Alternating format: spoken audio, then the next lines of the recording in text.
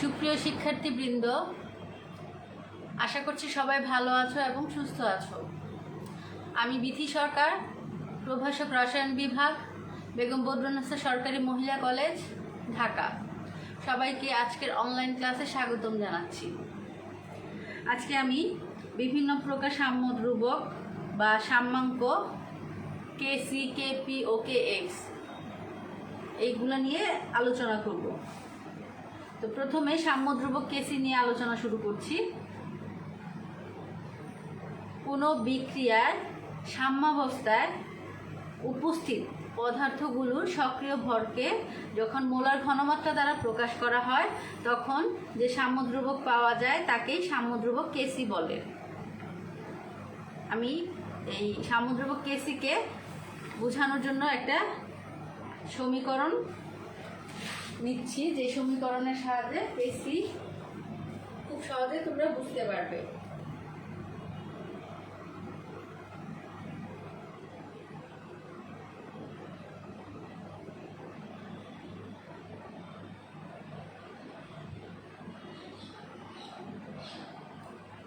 আমি সাম্যধ্রুবক কেসি ভালোভাবে বোঝার জন্য এই সাম্যাবস্থার এই বিক্রিয়াটাকে বিবেচনা করছি। এখানে এ মোল এ এবং বি মোল বি বিক্রিয়ক এবং সি মোল সি, ডি মোল ডি, এই দুইটা হচ্ছে উৎপাদ। এখন এই বিক্রিয়াটা একটা উভমুখী বিক্রিয়া। মনে করছি একটা নির্দিষ্ট তাপমাত্রায় বিক্রিয়াটা সাম্যাবস্থায় রয়েছে। এই বিক্রিয়ার ক্ষেত্রে তাহলে সাম্যধ্রুবক কেসি হবে বিক্রিয়ক এবং উৎপাদগুলোকে আমরা যখন বিক্রিয়ক এবং উৎপাদগুলোর সক্রিয় ভরকে যখন আমরা মোলার ঘনমাত্রায় প্রকাশ করব তখন আমরা এই বিক্রিয়া থেকে সাম্যধ্রুবক কেসি এর মান নির্ণয় করতে পারবো। তাহলে কেসি এর মান ইকুয়াল টু কি হচ্ছে, উৎপাদগুলোর ঘনমাত্রা মোলার ঘনমাত্রা গুণফল ডিভাইডেড বাই বিক্রিয়কগুলোর মোলার ঘনমাত্রা গুণফল।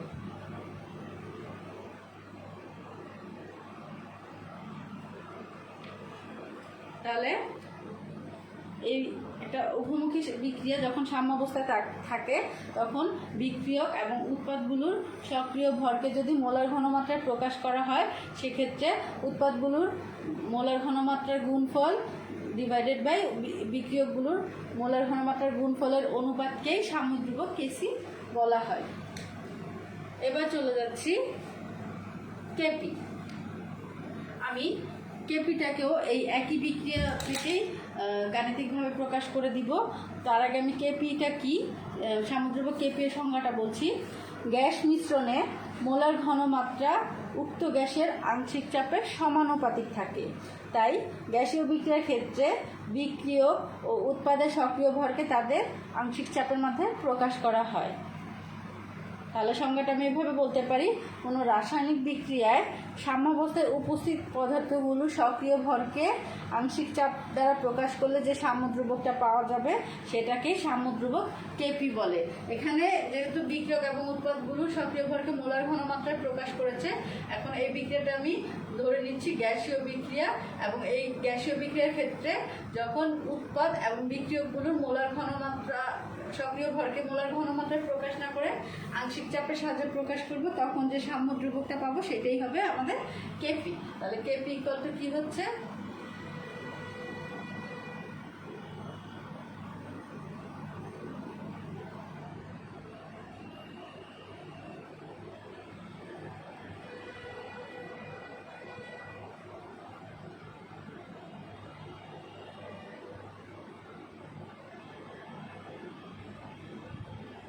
এই হচ্ছে কেপি। কেপি তাহলে কি হচ্ছে, একটা উভমুখী বিক্রিয়া যখন সাম্যাবস্থায় থাকে তখন উৎপাদ এবং বিক্রিয়কগুলো সক্রিয় ভরকে আংশিক চাপের সাহায্যে প্রকাশ করলে যে সাম্যধ্রুবক পাওয়া যায় সেটাকে সাম্যধ্রুবক কেপি বলা হয়। এখন বাকি রয়েছে আরেকটা হচ্ছে, সেটা হচ্ছে কেএক্স। কেএক্স হচ্ছে এমন একটা সাম্যধ্রুবক যেটা উৎপাদ এবং বিক্রিয়কগুলোর সক্রিয় ভরকে তাদের মোল ভগ্নাংশের সাহায্যে প্রকাশ করা হয়, সেই বিক্রিয়াতেই কেএক্স সাম্যদ্রব্যটা পাওয়া যায়। তাহলে আমি সংজ্ঞাটা বলছি, কোনো রাসায়নিক বিক্রিয়ায় সাম্যাবস্থায় উপস্থিত পদার্থগুলো সক্রিয় ভরকে তাদের মৌল ভগ্নাংশের সাহায্যে প্রকাশ করলে যে সাম্যদ্রব্য পাওয়া যায় তাকেই KX বলে। এই বিক্রিয়ার ক্ষেত্রে KXটা হবে এরকম।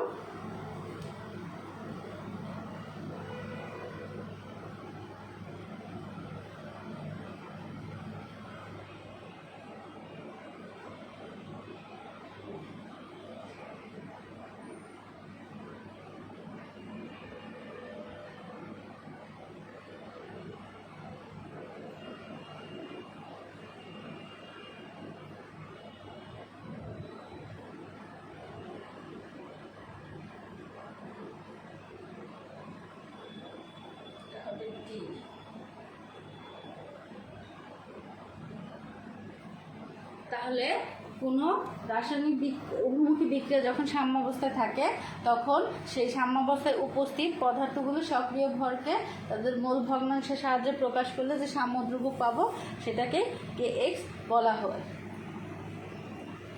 আচ্ছা, এরপরে আমরা যেটা করব, KC, KP ও KX এর মধ্যে যে সম্পর্ক রয়েছে সেই সম্পর্কটা নির্ণয় করে দেখাবো।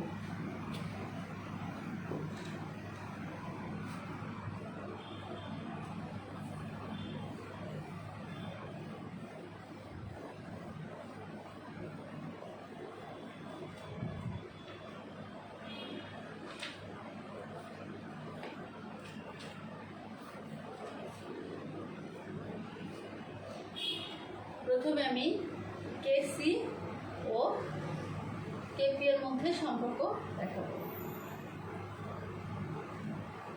আমরা এই সম্পর্কটা দেখানোর জন্য একটা উভমুখী বিক্রিয়া নিচ্ছি যেটা সাম্যাবস্থায় রয়েছে।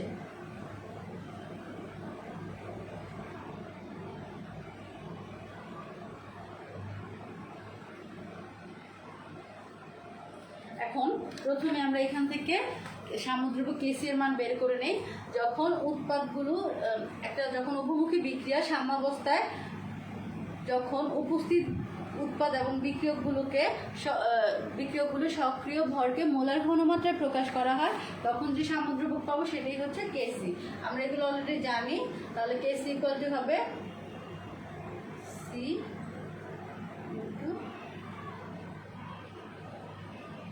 ডিভাইডেড হবে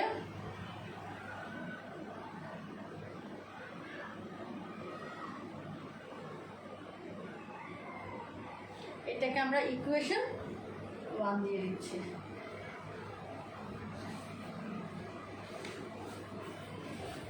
আমরা KP এর মান এখান থেকে বের করতে পারি কিভাবে, যখন সাম্যাবস্থায় উৎপাদ এবং বিক্রিয়কগুলোর মোলার ঘনমাত্রা সক্রিয় ভরকে আংশিক চাপে প্রকাশ করা হয় তখন সেটা KP, তখন যে সাম্যদ্রব্য পাবো সেটাই হবে KP।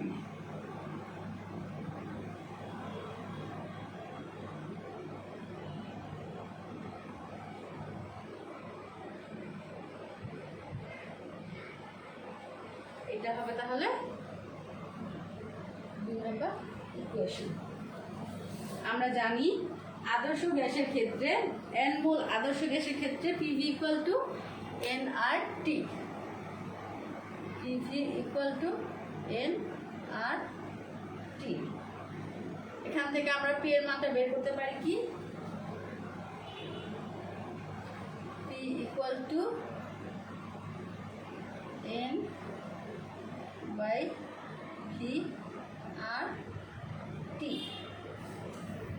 n/v এটা হচ্ছে মোল সংখ্যা বাই আয়তন। আমরা জানি মোল সংখ্যা এবং আয়তনের ভগ্নাংশকে মোলার ঘনমাত্রা C বলা হয়। তাহলে n/v = আমি লিখতে পারি C আর T।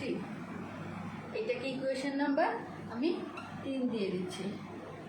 এখন ইকুয়েশন 3 থেকে P এর মানটা আমি যদি 2 নম্বর ইকুয়েশনে বসাই তাহলে আমরা কি পাচ্ছি, তাহলে ইকুয়েশন 3 থেকে P এর মানটা 2 নম্বর ইকুয়েশনে বসালে আমরা কি পাচ্ছি সেটা দেখি। এই যে P এর মানটা যখন আমরা P = CRT এখানে 2 নম্বর ইকুয়েশনে বসাবো তখন কি হচ্ছে দেখি।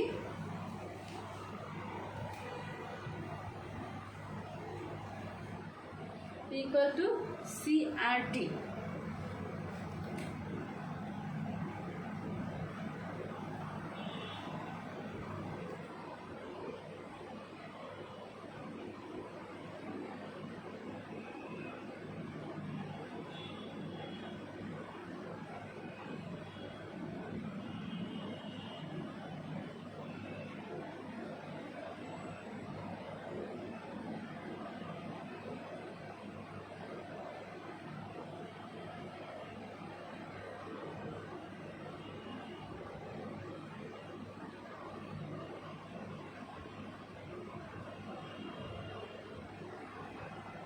আমি সরাসরি মানগুলো বসিয়ে দিচ্ছি।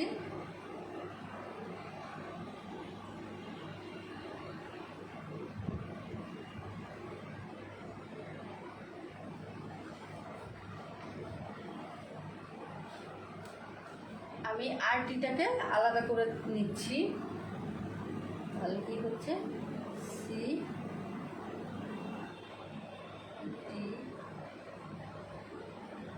RT প্লাস ডি, এদিকে হচ্ছে এ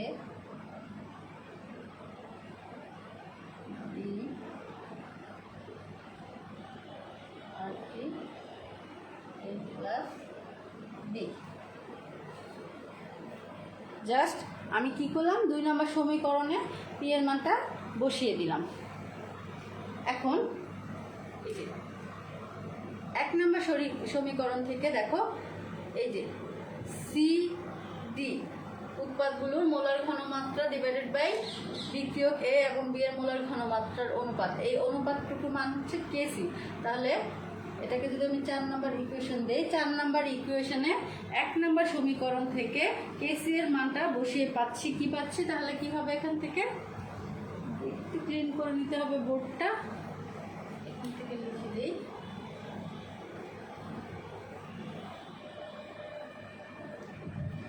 কি করছে তাহলে এখানে,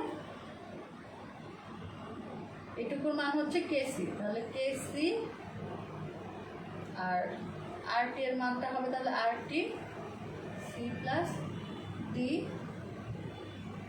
minus A plus B।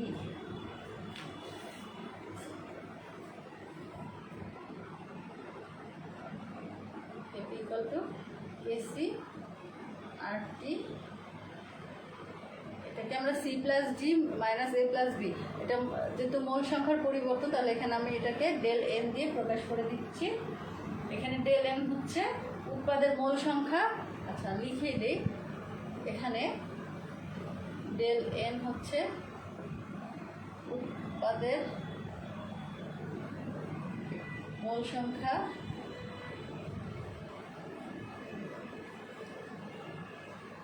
Minus বিক্রিয়কের মোল সংখ্যা। এই হচ্ছে কেপি এবং কেসি এর মধ্যে তাহলে সম্পর্ক। তাহলে কেপি ইকুয়াল টু কি হচ্ছে কেসি আরটি পাওয়ার ডেল এন। এই হচ্ছে কেপি এবং কেসি এর মধ্যে সম্পর্ক। যখন ডেল এন এর মানটা ধনাত্মক হয় তখন কেপি এর মান কেসি অপেক্ষা বড় হয়।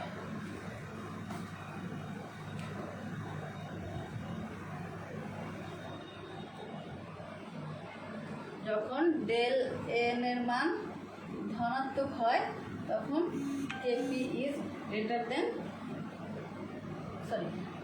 কেসি ইজ গ্রেটার দেন কেপি। যখন ডেল এর মানটা বড় হবে তখন কেপি এর মান কেসির অপেক্ষা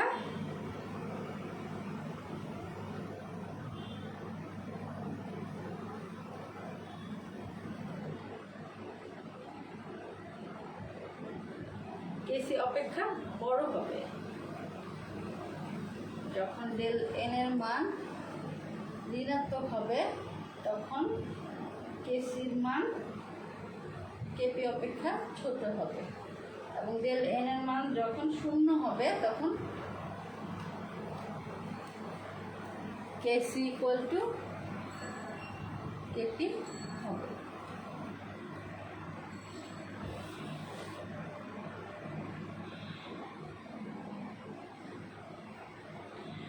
আশা করছি সবাই ক্লিয়ারলি বুঝতে পেরেছ। এরপরে আমি কেপি এবং কে এক্স এর মধ্যে সম্পর্ক কিভাবে নির্ণয় করতে হয় সেটা দেখাবো।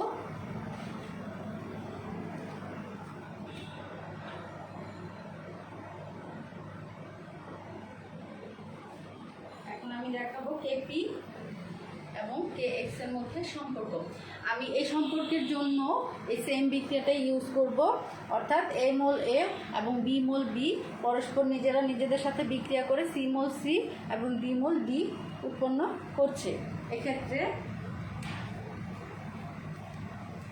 আমাদের কেপি এবং কে এক্স এর সম্পর্ক নির্ণয় করতে গেলে কেপি এবং কে এক্স এর ইনিশিয়াল সমীকরণ সেটা আমরা লিখে দেখাচ্ছি।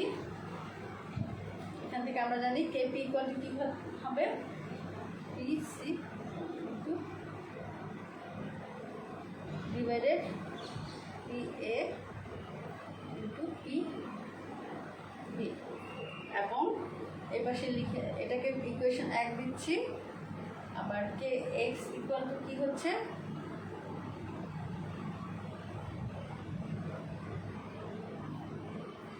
সি এবং উৎপাদ ডি এর মোলার ভগ্নাংশ এবং বিক্রিয়কের মোল ভগ্নাংশের গুণফল, দুইটার অনুপাতই হচ্ছে কে এক্স। এটা কি ইকুয়েশন 2।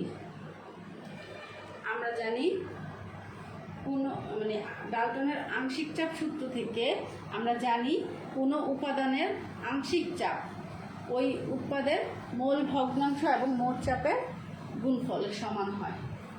আমরা জানি ডাল্টনের আংশিক চাপ থেকে আমরা জানি কোনো উপাদানের আংশিক চাপ যেমন আমরা যদি বিক্রিয়ক এর ক্ষেত্রে দেখাই কোনো উপাদানের আংশিক চাপ ইকুয়াল টু ওই উৎপাদের মানে যে উপাদানটা আমরা নিচ্ছি, যেমন আমি এখানে এ বিক্রিয়ক এটাকে নিচ্ছি, তাহলে এর জন্য আংশিক চাপ পি এ ইকুয়াল টু হবে এর মোল ভগ্নাংশ হচ্ছে এক্স এ, মোল ভগ্নাংশ এবং ওই বিক্রিয়ার মোট চাপের গুণফল। তাহলে আংশিক চাপ হচ্ছে কোনো একটা বিক্রিয়ার সেই নির্দিষ্ট উপাদানের মোল ভগ্নাংশ এবং সেই বিক্রিয়ার মোট চাপের গুণফল। তাহলে এই মানটা আমি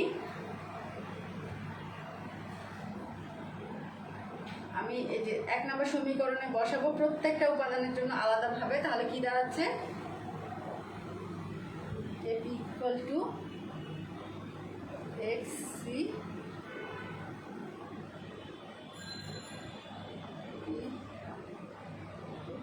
এক্স ডি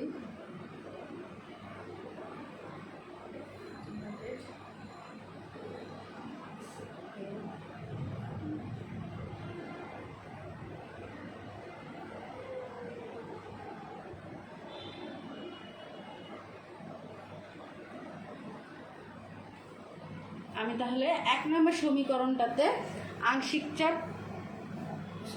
ডাল্টনের আংশিক চাপ থেকে যে ইকুয়েশনটা পাই সেই ইকুয়েশনের মানটা বসিয়ে পাচ্ছি, অর্থাৎ এই যে 3 নম্বর ইকুয়েশনটা প্রত্যেকটা উপাদানের ক্ষেত্রে অ্যাপ্লাই করে আমি 1 নম্বর সমীকরণে বসালে কেপি ইকুয়াল টু পাচ্ছি X CP power C into X DP power D divided by X A P power A এবং এক্স বিপি পাওয়ার বি।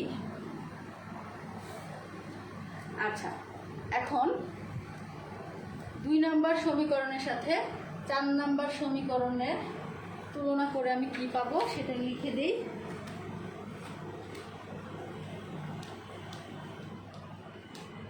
এখান থেকে KP equal to x CC two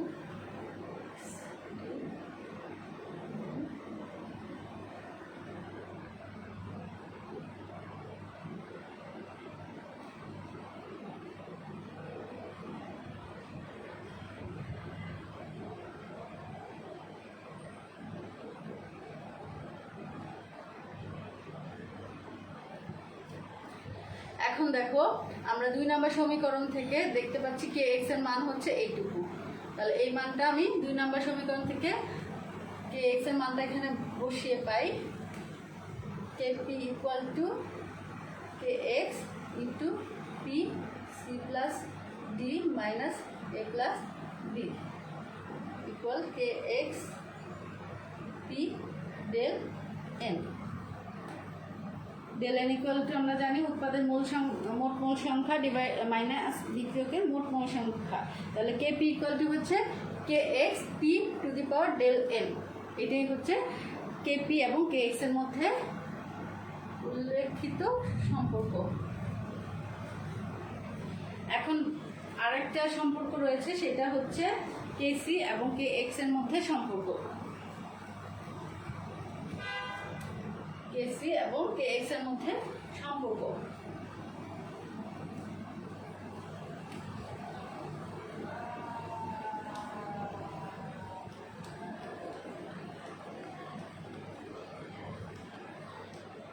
এই equation থেকে আমরা K C এবং K C equal to জানি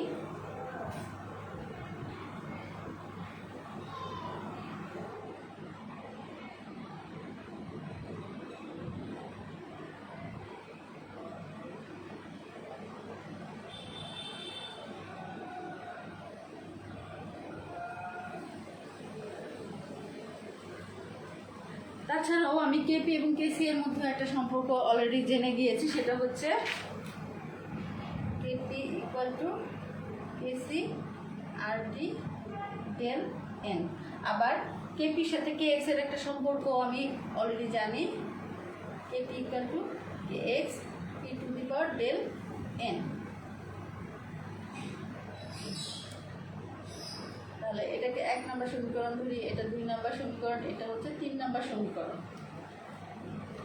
এখানে আর টি এগুলো আমরা জানি। আর হচ্ছে মোলার গ্যাস দ্রব্য, টি হচ্ছে পরম তাপমাত্রা, পি হচ্ছে নির্দিষ্ট তাপমাত্রায় কোনো একটা বিক্রিয়া, গ্যাসীয় বিক্রিয়া সাম্যাবস্থায় যে মিশ্রণটা পাওয়া যায় সেই মিশ্রণের মোট চাপ, ডেল এন হচ্ছে গিয়ে এই উৎপাদের মোট মোল সংখ্যা মাইনাস বিক্রিয়কের মোল সংখ্যা, অর্থাৎ উৎপাদ এবং বিক্রিয়কের মোল সংখ্যার পার্থক্য।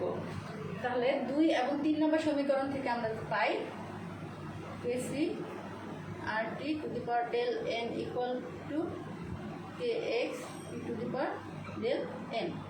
এই দুটো সমীকরণ থেকে পাচ্ছি। তাহলে KC equal to K X E by R T power del N. এটাই হচ্ছে কেসি এবং কে এক্স এর মধ্যে সম্পর্ক। তাহলে এখন আমি কেসি কেপি কে এক্স অর্থাৎ এই 3টা সামুদ্রিকের মধ্যে একটা সম্পর্ক দেখালে ভালোই হয়, তাই না? সেই সম্পর্কটা আমি দেখাই।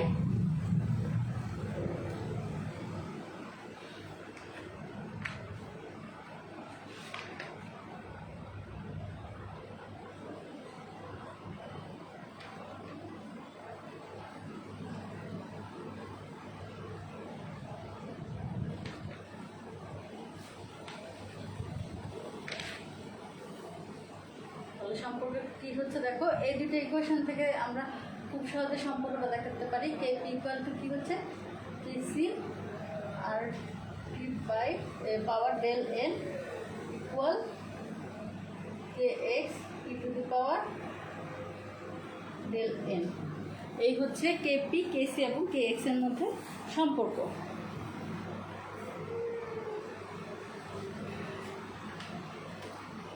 এখন আমি কিছু বিক্রিয়ার ক্ষেত্রে কেপি, কেসি এবং কে এক্স এর মান কীভাবে বের করা যায় বা উদাহরণ বলতে পারি আমি কেপি কেসি এর এগুলোর কিছু উদাহরণ নিয়ে আলোচনা করি। 1-2টা উদাহরণ আলোচনা করলেই তোমরা পারবে।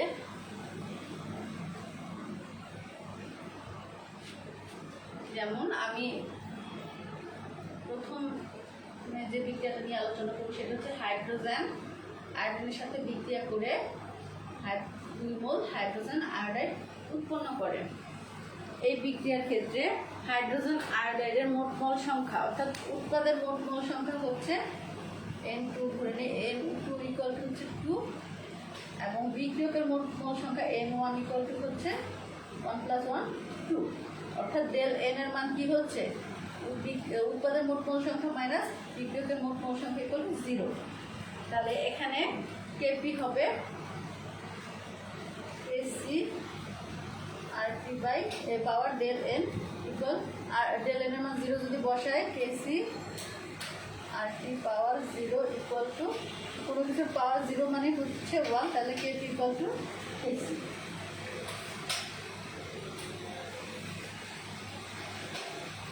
আরেকটা উদাহরণ দিচ্ছি, যেমন ফসফরাস পেন্টাক্লোরাইড বিয়োজিত হয়ে ফসফরাস ট্রাইক্লোরাইড এবং ক্লোরিন গ্যাস উৎপন্ন করে। এখানে ডেল n এর মান হচ্ছে n2 এর মান হচ্ছে 2, আর এখানে n1 এর মান হচ্ছে 1, তাহলে ডেল n ইকুয়াল টু হচ্ছে 2 - 1 ইকুয়াল টু 1। তাহলে কেপি ইকুয়াল টু হচ্ছে KC RT power 1 equal to KC RT। এই হচ্ছে কেপি এবং কেসি এর সম্পর্ক এই উদাহরণগুলোতে। আচ্ছা, এই হচ্ছে মোটামুটি কেপি কেসির সম্পর্কর কিছু উদাহরণ।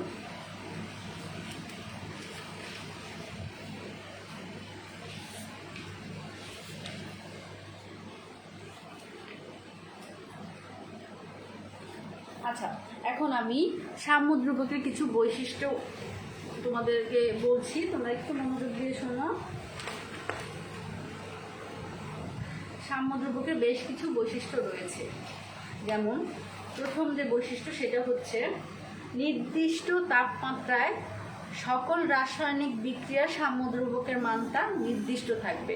অর্থাৎ সাম্যদ্রব্যকের মান একটা নির্দিষ্ট তাপমাত্রায় সবসময় নির্দিষ্ট থাকে, কিন্তু তাপমাত্রা পরিবর্তন হলেই শুধুমাত্র সাম্যদ্রব্যকের মান পরিবর্তিত হবে।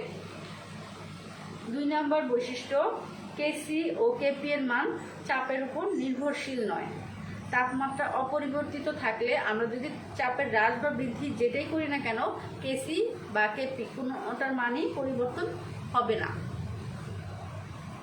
3 নম্বর বৈশিষ্ট্য, কোনো উভমুখী বিক্রিয়ার সাম্যদ্রব্যকের মান প্রভাবকের উপস্থিতিতে হ্রাস বা বৃদ্ধি পায় না, কারণ প্রভাবকের উপস্থিতিতে সম্মুখ ও পশ্চাৎমুখী বিক্রিয়ার বেগ সমানভাবে বৃদ্ধি পায়।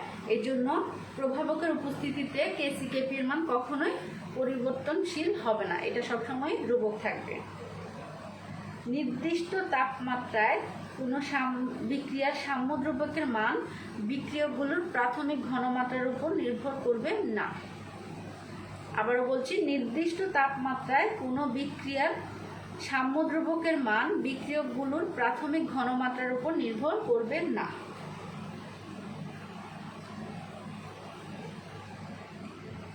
কোনো বিক্রিয়ার সাম্যদ্রব্যকের মান সমীকরণ যেভাবে প্রকাশ করা হয় তার উপরেই নির্ভর করবে।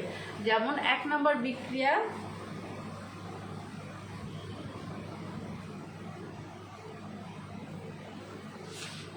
বিক্রিয়ার ক্ষেত্রে আমরা কেসির মানটা সমীকরণের সাথে দেখাই। এখানে কেসি ইকুয়াল টু হবে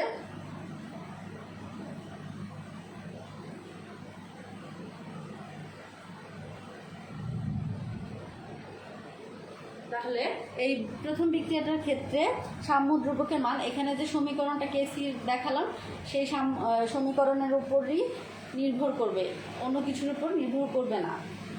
6 নম্বর বৈশিষ্ট্য, উভমুখী বিক্রিয়ার ক্ষেত্রে সম্মুখমুখী বিক্রিয়ার সাম্যদ্রব্যকের মান ও পশ্চাৎমুখী বিক্রিয়ার সাম্যদ্রব্যকের মান পরস্পরের ব্যস্তানুপাতিক হবে। উদাহরণ দিয়ে দেখাই।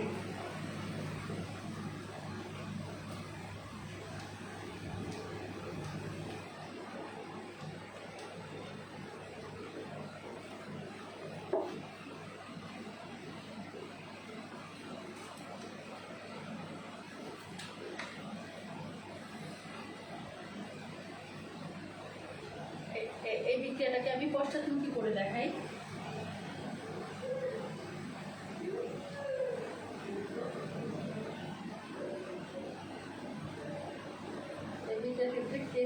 মান হবে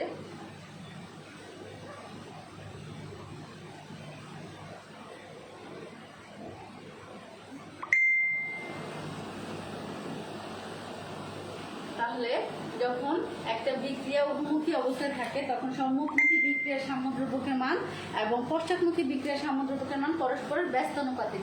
তাহলে আমি এখানে বলতে পারি এটাকে কেসি 1 দিচ্ছি, এটা কেসি 2 দিচ্ছি। তাহলে কেসি 1 ইকুয়াল কি হবে 1/কেসি 2। আচ্ছা, 7 নম্বর বৈশিষ্ট্য, যদি কোনো রাসায়নিক বিক্রিয়াকে 2 বা ততোধিক স্বতন্ত্র রাসায়নিক বিক্রিয়ার সমষ্টিরূপে প্রকাশ করা হয়। আবার বলছি, যদি কোনো রাসায়নিক বিক্রিয়াকে 2 বা তার থেকে অধিক অর্থাৎ ততোধিক স্বতন্ত্র রাসায়নিক বিক্রিয়ার সমষ্টিরূপে প্রকাশ করা হয়, তবে বিক্রিয়াটির সাম্যদ্রব্যকের মান স্বতন্ত্র বিক্রিয়াগুলোর সাম্যদ্রব্যকের মানের গুণফলের সমান হবে। উদাহরণ দিয়ে দেখাই।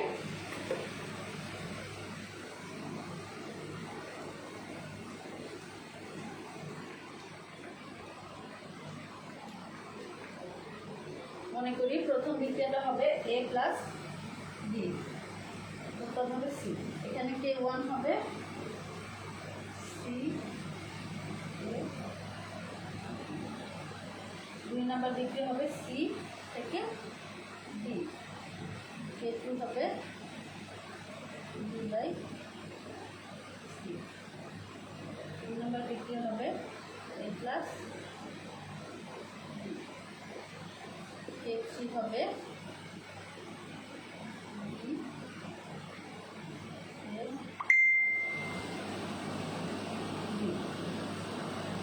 এখানে তাহলে K3 এটা হচ্ছে একটা রাসায়নিক বিক্রিয়া। এই বিক্রিয়াটাকে আমরা এই দুইটা বিক্রিয়ার মাধ্যমে প্রকাশ করলাম। তাহলে মূল বিক্রিয়া, এই মূল বিক্রিয়ার সাম্যদ্রব্য K3 হবে এই বিক্রিয়ার 2 বা ততোধিক বিক্রিয়াতে যে আমরা প্রকাশ করলাম, এটাকে যেমন মূল বিক্রিয়াটাকে আমরা দুইটা বিক্রিয়ার সাহায্যে প্রকাশ করলাম, সেক্ষেত্রে এদের সাম্যদ্রব্যকের গুণফলটাই হবে মেইন বিক্রিয়াটার সাম্যদ্রব্য, অর্থাৎ K3 হবে K1 ইন্টু K2, অর্থাৎ দেখো C A প্রমাণও দেখা দিচ্ছি,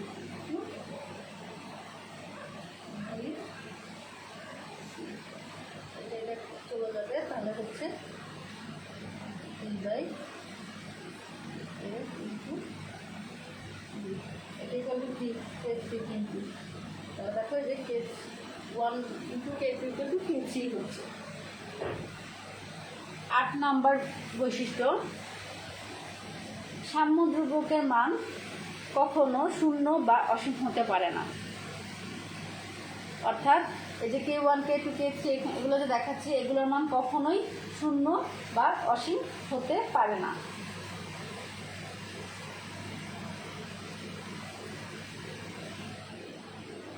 এই হচ্ছে সাম্যদ্রব্যকের বিভিন্ন বৈশিষ্ট্য। এখন আমি সাম্যদ্রব্যকের গুরুত্ব অর্থাৎ ভৌত যে তাৎপর্য রয়েছে সেটা বলবো।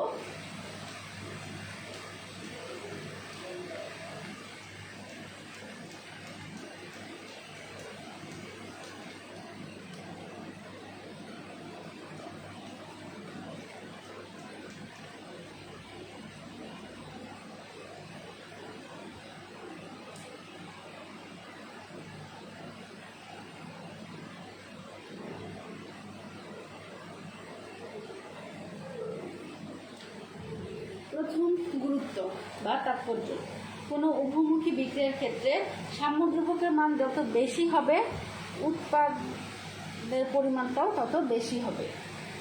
সাম্যদ্রব্যকের মান যত বেশি হবে উৎপাদের মানও তত বেশি হবে। 2 নম্বর গুরুত্ব যেটা, নির্দিষ্ট তাপমাত্রায় সংঘটিত কোনো বিক্রিয়ার সাম্যাবস্থায় বিক্রিয়ক ও উৎপাদগুলোর আংশিক চাপের মান নির্ণয় করা যায় যদি ওই তাপমাত্রার বিক্রিয়াটার সাম্যদ্রব্যকের মান জানা থাকে। আচ্ছা, আমি একটু পয়েন্ট আকারে লিখে দেই। এখানে সাম্যদ্রব্য সাম্যদ্রব্যকের মান যত বেশি হবে, ধ্রুবকের মান যত মান বেশি হলে উৎপাদ বেশি হবে। 2 নাম্বার, সাম্যদ্রব্যকের মান জানা থাকলে আমরা সেই বিক্রিয়া থেকে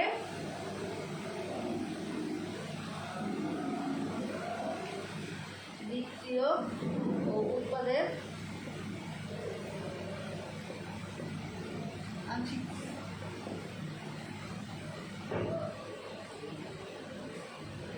আংশিক চাপের মান জানতে পারবো।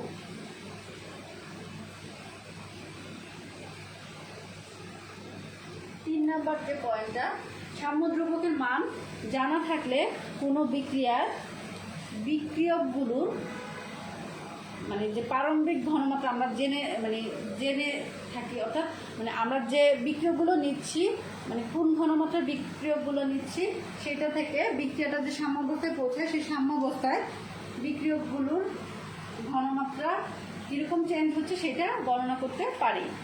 অর্থাৎ তাহলে আমি সাম্যদ্রব্যকের মান যদি জানি, তাহলে বিক্রিয়কগুলোর যে আদি বা প্রারম্ভিক অবস্থায় যে ঘনমাত্রাটা আমরা নেই, সেখান থেকে সাম্য অবস্থায় ঘনমাত্রার পরিবর্তনটা কীরকম হয় সেটা আমরা গণনা করতে পারি। 4 নাম্বার বৈশিষ্ট্য, নির্দিষ্ট তাপমাত্রায় কোনো উভমুখী বিক্রিয়ার সাম্যাবস্থার চাপ, অর্থাৎ সাম্যাবস্থায় অংশগ্রহণকারী উপাদানগুলোর কোনো একটি ঘনমাত্রা পরিবর্তন করলে সাম্যাবস্থা কেমন পরিবর্তন হবে সেটা বিক্রিয়ার সাম্যদ্রব্যকের রাশিমালা থেকে আমরা ব্যাখ্যা করতে পারি।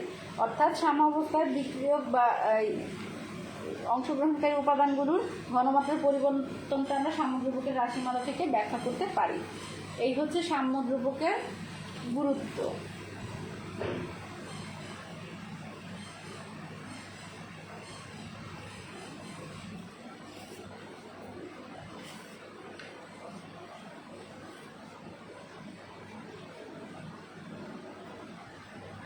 আজকে এ পর্যন্তই থাকুক। এর পরবর্তী ক্লাসে আমি কিছু সমীকরণের থেকে ভরক্রিয়া সূত্রের সাহায্যে সাম্যদ্রব্য প্রতিপাদনটা দেখাবো। সবাই ভালো থাকো এবং সুস্থ থাকো।